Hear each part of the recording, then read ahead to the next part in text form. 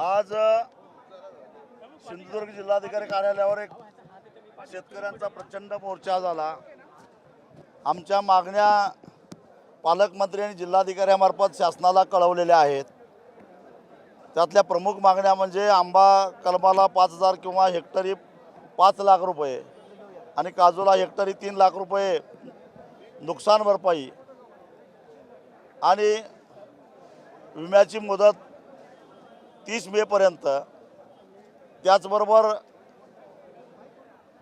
थकीत नसलं तरीसुद्धा आंबा बागायतदार आणि काजू बागायतदारांचं चालू कर्जसुद्धा कर्जमाफीला पात्र धरावं, यासारख्या महत्त्वाच्या मागण्यावर आम्ही निवेदन दिलेलं आहे। या संदर्भामध्ये मुख्यमंत्र्यांनी सकारात्मकता दाखवलेली आहे असं पालकमंत्र्यांनी इथं येऊन सांगितलं।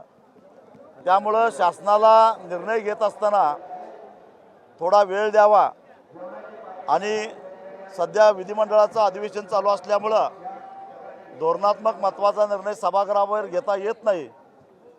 तो विधानसभा सदस्यांचा विशेष अधिकाराचा भंग होतो, म्हणून आम्ही संयमाची भूमिका घेऊन 23 तारखेपर्यंत म्हणजे 10 दिवस शासनाची वाट बघायचं ठरवलेलं आहे। त्या 10 दिवसामध्ये जर का सरकारनं काही ठोस निर्णय घेतला नाही, आम्हाला चर्चेला बोलवलंच पाहिजे असा आमचा आग्रह नाही। आम्ही सरकारच्या निर्णयाकडे वाट बघू आणि ज्या आमच्या मागण्या आहेत त्या सकारात्मक घेऊन त्याबद्दल निर्णय घेतला तर प्रश्न नाही। अन्यथा 23 मार्चला सकाळी 10 वाजल्यापासून मुंबई गोवा राष्ट्रीय महामार्ग बेमुदत आम्ही रोखून धरणार असा इशारा सरकारला दिलेला आहे। प्रमुख मागण्या काय आहेत तुमच्या?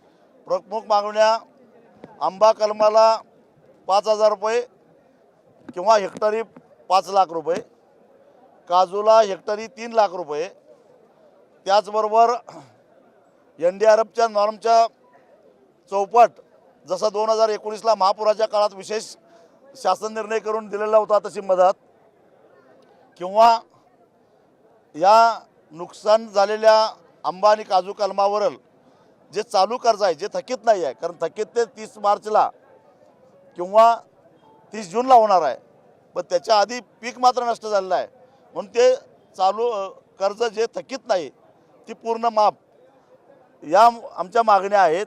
आणि या संदर्भामध्ये सरकार काय निर्णय घेणार आहे याच्याकडे आम्ही 10 दिवस लक्ष ठेवून राहू। अन्यथा आताची लढाई ही आरपारची असेल, निर्णायक असेल, रक्त सांडू, परंतु आता आम्ही मागे हटणार नाही। पालकमंत्र्यांनी तुम्हाला आश्वासन दिले, वाट बघण्याची विनंती केली आणि मुंबईत बैठकीचा हो, म्हणूनच आम्ही 10 दिवस थांबलो, कारण माझ्या माहितीप्रमाणे 23 तारखेला अधिवेशनही संपतं, त्यामुळं अजून 10 दिवस थांबायचं आम्ही संयमाची भूमिका घेतली। मुळातच कोकणातला शेतकरी हा संयमी शेतकरी आहे आणि त्याचाच एक भाग म्हणून आम्ही 10 दिवस थांबतोय 23 मार्चपर्यंत। कदाचित ऊस उत्पादक असता तर थांबला नसता, पण कोकणातला शेतकरी संयमी आहे। साहेब, कोकणामध्ये दरवर्षी अतिवृष्टी होते, त्यावेळेला मात्र तुम्ही कुठे कोकणामध्ये कुठे येताना दिसत नाही, पण मात्र आंबा काजूदारांच्या बागायतदारांसाठी येताना तुम्ही पाहायला मिळत, काय सांगा? यापूर्वीसुद्धा अनेक वेळा मी आलेलो आहे, पण जरा कोकणातला शेतकरी उशिरा जागा झालेला आहे।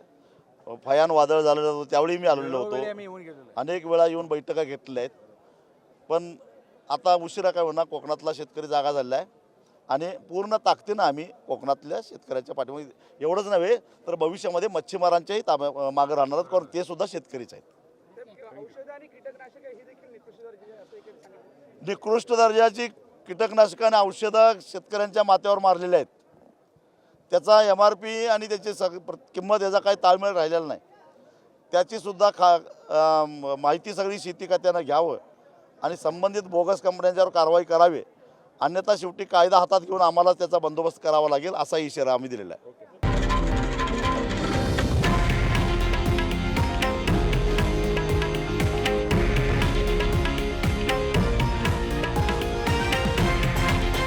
हे आहे देशातील नंबर 1 न्यूज नेटवर्क आणि आपण पाहत आहात TV9 मराठी, एकमेव।